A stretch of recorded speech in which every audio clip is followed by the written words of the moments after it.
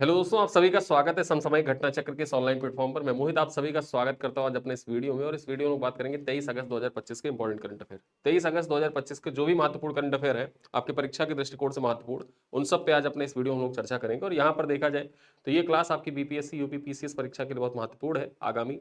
और साथ ही साथ अन्य एक दिवसीय परीक्षाएं, bank, SSC, railway, UPSI, UP police, PET या वीडियो एग्जाम या अन्य जो भी आप एग्जाम देने जा रहे हैं, जहां भी करंट अफेयर पूछे जाते हैं, उन सब के लिए ये क्लास बहुत महत्वपूर्ण होती है। यहाँ पर देखा जाए तो डेली न्यूज़पेपर बेस्ड खबरों पर चर्चा की जाती है। आज अपने इस वीडियो में कुछ महत्वपूर्ण तथ्यों को हम लोग देखेंगे, और वो कौन कौन से तथ्य हैं आइए उन पर चर्चा करने से पूर्व मैं एक चीज बता देता हूँ।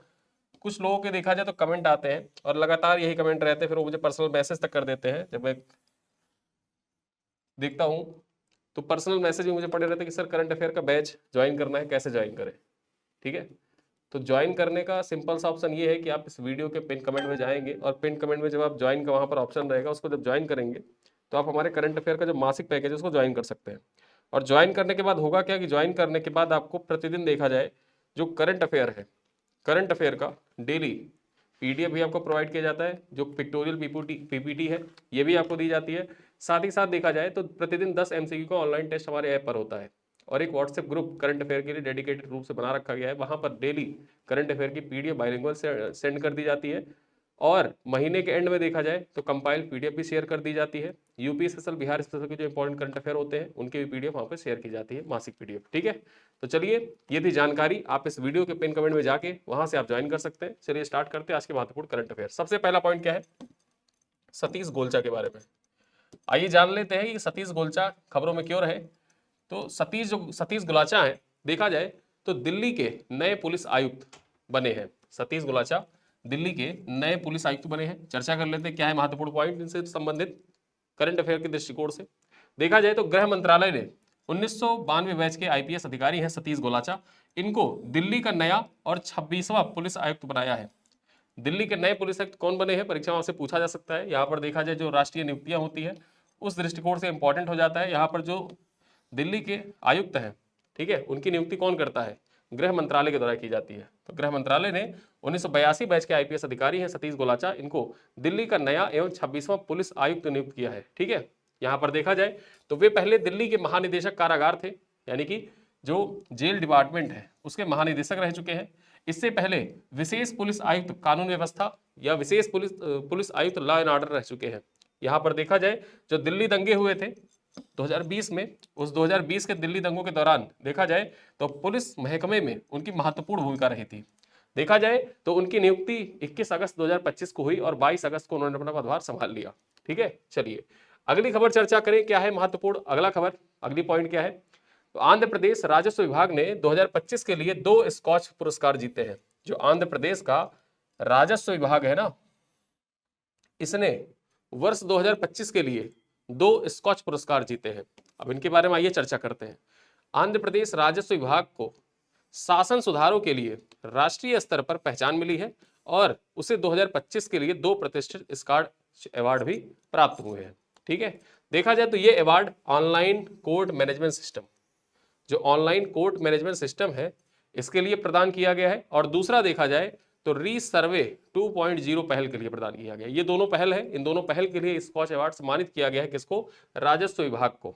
और ये राजस्व विभाग आंध्र प्रदेश का है, इसको 2 स्कॉच अवार्ड मिले हैं। ठीक है, पहल जरूर याद रखिएगा, परीक्षा में आपसे पूछ सकता है कि ऑनलाइन कोर्ट मैनेजमेंट सिस्टम किस राज्य सरकार की पहल है जिसको स्कॉच अवार्ड से सम्मानित किया गया। तो आंध्र प्रदेश राज्य सरकार की पहल है, इसको स्कॉच अवार्ड से सम्मानित किया गया है।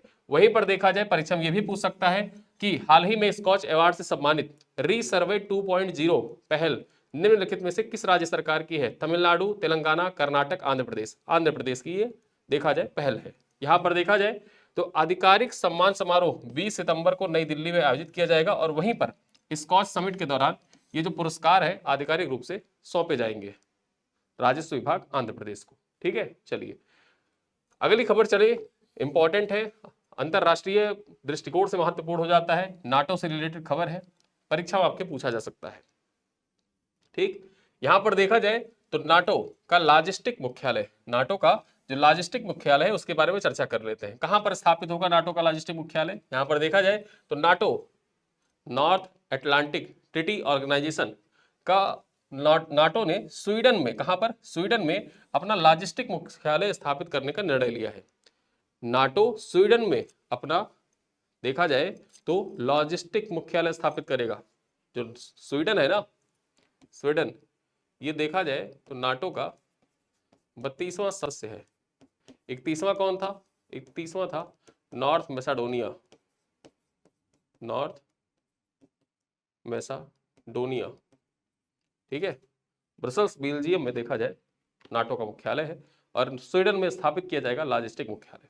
इस वजह से इंपॉर्टेंट हो जाता है, परीक्षा से डायरेक्टली पूछेगा कि नाटो अपना लॉजिस्टिक मुख्यालय निम्नलिखित में से किस देश में स्थापित करेगा।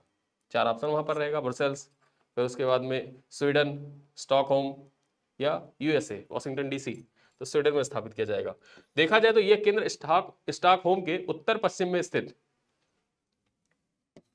एनकोपिंग शहर, ठीक है, ये एनकोपिंग शहर कहां पर अवस्थित है? स्वीडन में अवस्थित है। और वहीं पर देखा जाए इसी शहर में लॉजिस्टिक मुख्यालय बनाया जाएगा नाटो का, और उत्तरी यूरोप में सैनिकों की आवाजाही को सुगम बनाने में मदद करेगा। ये जो लॉजिस्टिक मुख्यालय है ये उत्तरी यूरोप में सैनिकों की आवाजाही को सुगम बनाने में मदद करेगा। देखा जाए तो स्वीडन सरकार ने 21 अगस्त 2025 को इसकी घोषणा की और कहा कि नाटो की यह मौजूदगी क्षेत्र में सुरक्षा और प्रतिरोध क्षमता, ठीक है, जो प्रतिरोधक क्षमता है उसको और मजबूत करेगा।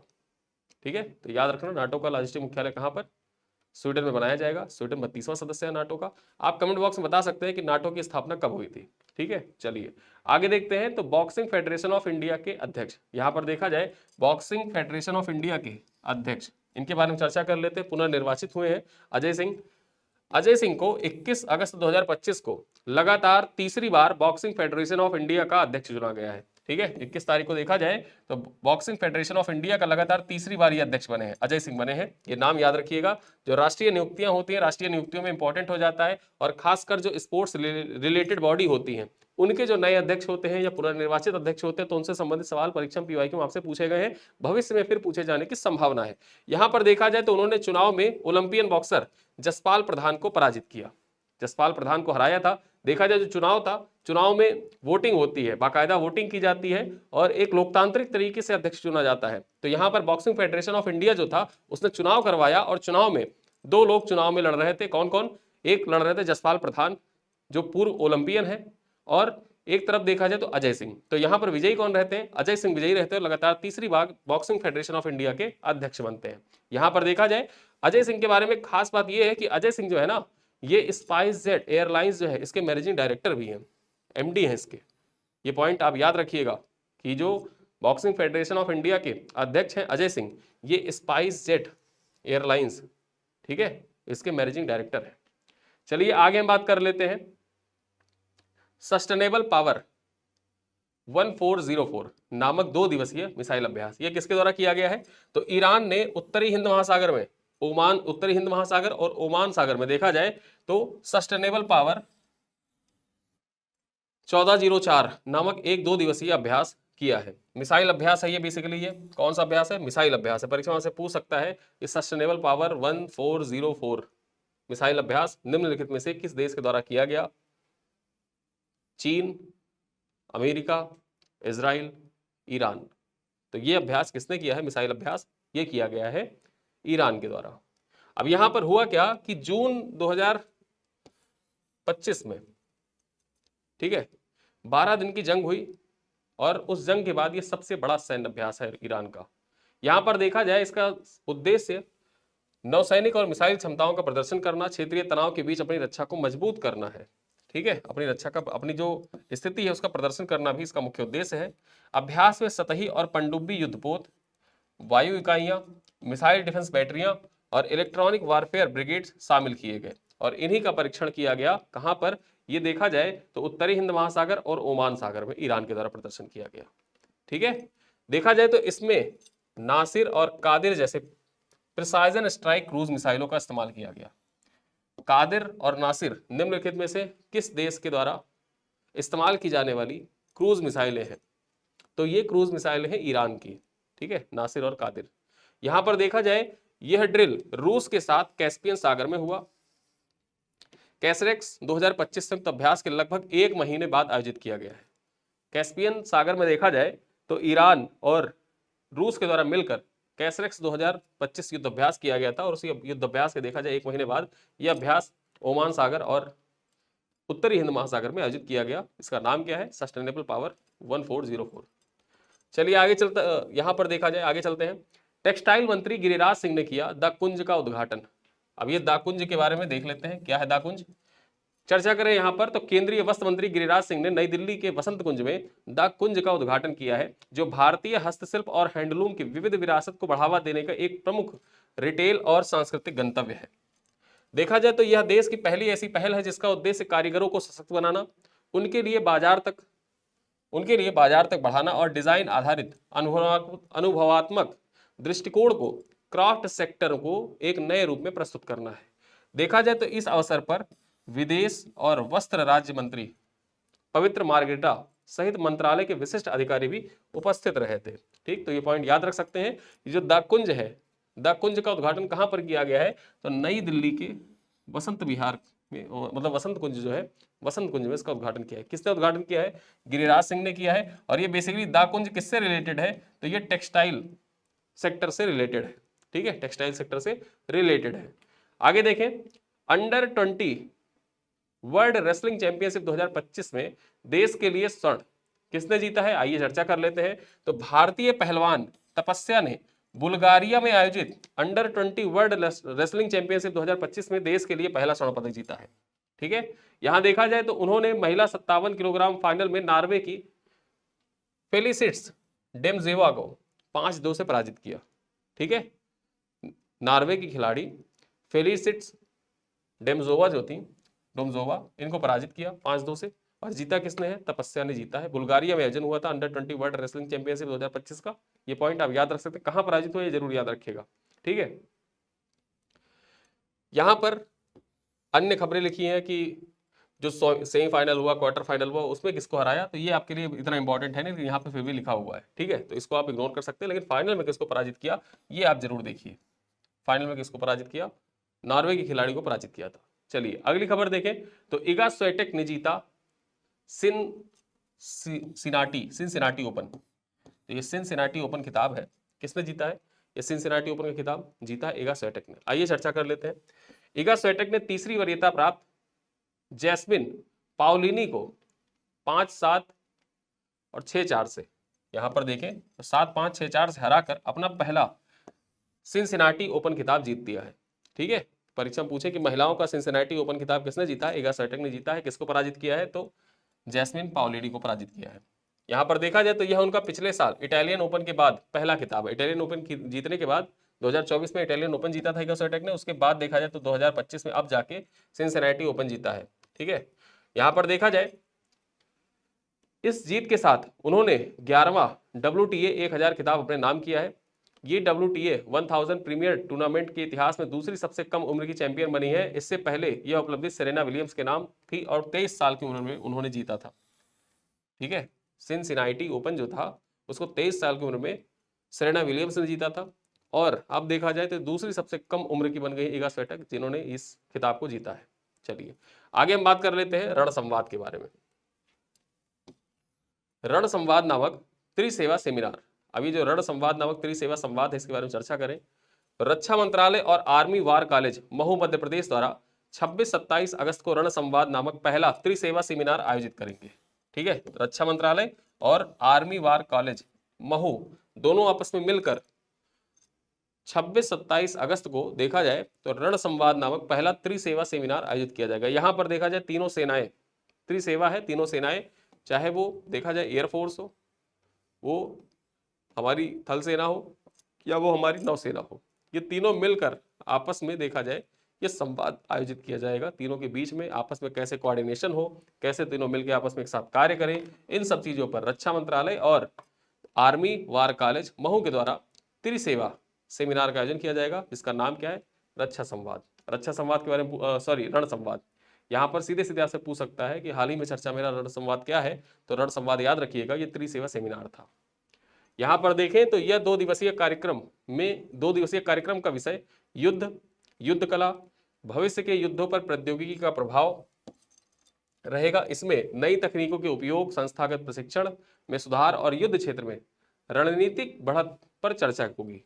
यहाँ पर एक पॉइंट याद रखिएगा कि सेमिनार में सरकारी अधिकारियों, पूर्व सैनिकों, रक्षा विशेषज्ञों और उद्योग प्रतिनिधि भाग लेंगे। ठीक है, यहाँ पर पार्टिसिपेट करेंगे। तो ये पॉइंट आप याद रख सकते हैं। चलिए आगे चलते हैं। एक महत्वपूर्ण पॉइंट याद रखिएगा, वेब्स बाजार। जैसे आप जानते हैं कि जो वेब्स का आयोजन हुआ था, यह मुंबई में हुआ था। कहाँ पर हुआ था? मुंबई में वेब्स का आयोजन हुआ था। उसी प्रकार से आपको याद रखना होगा कि वेब्स बाजार समिट का आयोजन कहाँ पर किया गया। अब ये जो वेब्स बाजार है ना, वेब्स बाजार समिट, इसका आयोजन कहाँ पर किया गया है, ये पॉइंट याद रखिएगा, इसमें आपको कंफ्यूज कर देगा। तो इसका आयोजन कहाँ पर हुआ है? मेलबर्न में हुआ है। मेलबर्न कहाँ पड़ता है? ऑस्ट्रेलिया में पड़ता है। ठीक है, ऑस्ट्रेलिया, मेलबर्न ऑस्ट्रेलिया में है। और यहीं पर आयोजन किया गया किसका? वेब्स बाजार का। ये आपको याद रखना है। ठीक है, इसको आप भूलेंगे तो आप कंफ्यूज करके गलत कर जाएंगे, आप मुंबई टिक कर देंगे। वेब्स बाजार का आयोजन कहाँ पर हुआ? और ऐसे सवाल आयोग पूछेगा ही पूछेगा। ऐसे सवाल जो कंफ्यूजिंग सवाल होते हैं, जो आपको कंफ्यूज कर सकते हैं, वहां से आयोग प्रश्न बनाता है। ठीक है, तो इस वजह से कंफ्यूज बिल्कुल नहीं होना है। जो वेब्स बाजार है, वेब्स बाजार का आयोजन कहाँ पर किया गया है? मेलबर्न में किया गया है। और यहाँ पर देखें तो digital business to business market place world audio visual एवं एंटरटेनमेंट समिट है ये। ठीक है, ये क्या है? ये देखा जाए तो digital business to business market place world audio visual एवं एंटरटेनमेंट समिट है। और इसका शुभारंभ कहाँ पर हुआ? मेलबर्न में इसका आयोजन किया गया था। ठीक है, चलिए आइए चलते हैं, अगली खबर देखते हैं क्या है। ई गवर्नेंस पर 28वां राष्ट्रीय सम्मेलन। जो ई गवर्नेंस पर सम्मेलन है, ये आपके PYQ है, पूछा जा चुका है आपसे 2022 के पेपर में। जो ई गवर्नेंस समिट था वो आपके PYQ में पूछा जा चुका है, UPPCS में। ठीक है, तो इसको याद रखिएगा। यहाँ पर देखें, ई गवर्नेंस पर 28वां राष्ट्रीय सम्मेलन का आयोजन कहाँ पर होगा? तो यहाँ चर्चा कर लेते हैं। ई गवर्नेंस पर 28वां राष्ट्रीय सम्मेलन 22 से 23 सितंबर 2025 को आंध्र प्रदेश के विशाखापत्तनम में होगा। कहाँ पर होगा? आंध्र प्रदेश के विशाखापत्तनम में आयोजित होगा। देखा जाए तो यह आयोजन प्रशासनिक सुधार और लोक शिकायत विभाग, इलेक्ट्रॉनिक्स और सूचना प्रौद्योगिकी मंत्रालय, साथ ही साथ आंध्र प्रदेश सरकार के संयुक्त तत्वाधान में आयोजित किया जाएगा। ठीक है, 3 विभाग यहाँ पर मिलकर कार्य करेंगे। कौन कौन से? जो प्रशासनिक सुधार एवं लोक शिकायत विभाग है वो, साथ ही साथ जो इलेक्ट्रॉनिक्स और सूचना प्रौद्योगिकी मंत्रालय है ये, और आंध्र प्रदेश सरकार, तीनों मिलकर देखा जाए तो संयुक्त रूप से जो ये 28वां ई गवर्नेंस समिट है इसका आयोजन करेंगे। कहां पर होगा? विशाखापत्तनम में होगा। सम्मेलन का विषय क्या है? मुख्य विषय क्या है? विकसित भारत, सिविल सेवा और डिजिटल परिवर्तन। ठीक है, विकसित भारत, सिविल सेवा और डिजिटल परिवर्तन इसका मुख्य विषय है। यहां पर देखा जाए तो 2 दिवसीय कार्यक्रम में सरकारी अधिकारी, विचारक, शिक्षाविद, उद्योग विशेषज्ञ मिलकर ई गवर्नेंस में नई पहलों, सुधार पर विचार विमर्श आपस में करेंगे और इसका आयोजन विशाखापत्तनम में किया जाएगा। चलिए आगे देखते हैं, समन्वय शक्ति 2025 अभियान।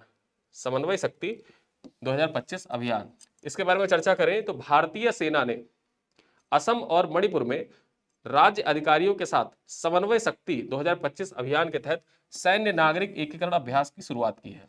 ठीक है, भारतीय सेना के द्वारा शुरू किया गया। कहां पर? असम और मणिपुर में जो राज्य अधिकारी है उनके साथ मिलकर, असम और मणिपुर के जो राज्य अधिकारी हैं उन अधिकारियों के साथ मिलकर आम नागरिकों के साथ, ठीक है, आम नागरिकों के साथ कैसे कोऑर्डिनेशन किया जाए ताकि जो सीमा पार आतंकवाद, इधर म्यांमार से या घुसपैठ जैसी समस्याएं हैं उनसे कैसे निपटा जा सके, इन सब के लिए देखा जाए तो समन्वय शक्ति अभ्यास का प्रारंभ किया गया है। ठीक है, तो ये सैन्य नागरिक एकीकरण अभ्यास है। ठीक है, यहां पर देखा जाए तो तिनसुकिया जिले के लालू पाथरा, ठीक, लालू पथारा जो है, लालू पथारा में आयोजित इस अभ्यास का उद्देश्य सुरक्षा बलों, सरकारी विभागों और नागरिक संस्थानों के बीच तालमेल बढ़ाकर स्थानीय चुनौतियों का समाधान करना है। ठीक है, इसका मुख्य उद्देश्य यही है कि जो स्थानीय चुनौतियां हैं उन स्थानीय चुनौतियों का समाधान कैसे किया जाए। इसके लिए जो सुरक्षा बल है वो आपस में मिलकर कार्य करेंगे, सरकारी विभाग आपस में मिलकर कार्य करेंगे, तथा जो नागरिक संस्थान जैसे NGO वगैरह इत्यादि हैं वो सब भी आपस में मिलकर कार्य करेंगे ताकि स्थानीय जो जरूरतें हैं उनको पूरा किया जा सके, स्थानीय चुनौतियां हैं उनको देखा जा सके। जिससे होगा क्या? जिससे जो घुसपैठ बढ़ते हैं या तस्करी बढ़ते हैं, ऐसे मामले जो है उन पे लगाम लगाई जा सके और आपस में कोऑर्डिनेशन बढ़ सके। और इसी वजह से देखा जाए इसका नाम भी रखा गया है समन्वय शक्ति 2025 अभियान। ठीक, चलिए देखते हैं। इस 2 दिवसीय कार्यक्रम में भारतीय सेना, वायुसेना, पुलिस, प्रशासनिक अधिकारी, स्वास्थ्य, शिक्षा एवं आपदा से जुड़े हुए विशेषज्ञ शामिल हुए।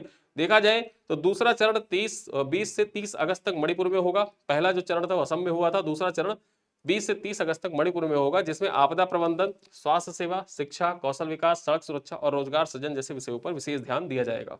ठीक, चलिए अब यहां पर चलते हैं, जो अभी तक आपने पढ़ा उसी पर आधारित कुछ प्रश्न है। इन प्रश्नों का उत्तर आप कमेंट बॉक्स में दीजिएगा।